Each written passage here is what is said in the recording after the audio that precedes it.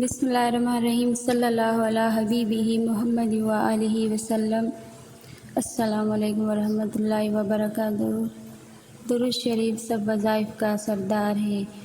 باقی وظائف اور درود پاک کے وظائف میں کیا فرق ہے؟ دوسرے وظائف قبول ہوں یا نہ ہوں، لیکن درود شریف وہ وظیفہ ہے جسے قبول ہونا ہی ہوتا ہے۔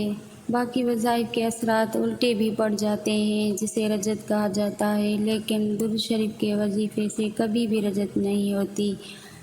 دوسرے وظائف پڑھنے سے جنات یا موکلات آتے ہیں مدد کرنے کے لیے، لیکن جو شخص درود شریف کو اپنی زندگی کا وظیفہ بنا لے، اس کی مدد اللہ رب العزت فرماتا ہے، اور درود پاک پڑھنے والے کی مدد حضرت محمد مصطفیٰ صلی اللہ علیہ وآلہ وسلم بھی فرماتے ہیں۔ تو آپ کو کس کی مدد چاہیے، اللہ اور اس کے رسول صلی اللہ علیہ وسلم کی، یا جنات و موکلات کی؟ یہ کائنات میرے رب کی ہے، یہاں حکم بھی صرف و صرف میرے رب کائنات کا ہی چلتا ہے۔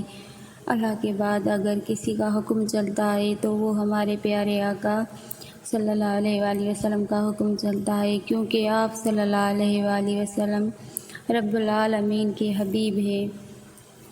تو پوری دنیا کے عامل جنات و موکلات آپ کو فائدہ پہنچانا چاہیں بھی، تو جب تک رب نہ چاہے آپ کو کوئی فائدہ بھی نہیں پہنچا سکتا، اور پوری دنیا کے عامل جنات موکلات آپ کو نقصان پہنچانا چاہیں، لیکن رب پاک آپ کے ساتھ ہے، تو کوئی آپ کو کچھ نہیں بگاڑ سکتا۔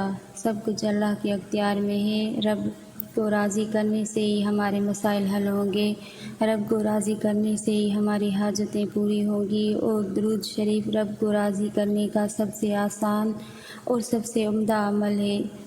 صلی اللہ علیہ محمد صلی اللہ علیہ وآلہ وسلم۔ اسلامی سال کا آغاز محرم الحرام سے ہوتا ہے۔ محرم الحرام کے مہینے کو خاص اہمیت حاصل ہے، خاص کر پہلے عشرے کو۔ 10 محرم الحرام کے دن کی بڑی خاص اہمیت ہے۔ محرم الحرام کی چاند رات کا وظیفہ: اس دن نماز مغرب سے 10 منٹ پہلے وضو کر کے درود پاک پڑھنا شروع کر دیں۔ مغرب کی اذان ہونے تک درود پاک پڑھتے رہیں، اور پھر نماز مغرب کے بعد بھی 10 منٹ تک درود پاک پڑھیں۔ اس عمل کا سب سے بڑا فائدہ یہ ہے کہ آپ کے جانے والے سال کے آخری 10 منٹ اور آنے والے سال کے پہلے 10 منٹ درود پاک پڑھتے ہوئے گزریں گے۔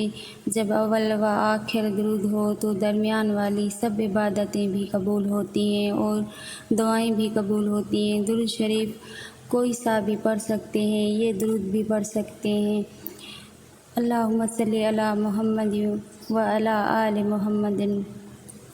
محرم الحرام کے مہینے میں یہ درود پاک کثرت سے پڑھیں۔ ممکن ہو تو اس درود پاک کو محرم الحرام کے مہینے میں 1.25 لاکھ مرتبہ مکمل کر لیں۔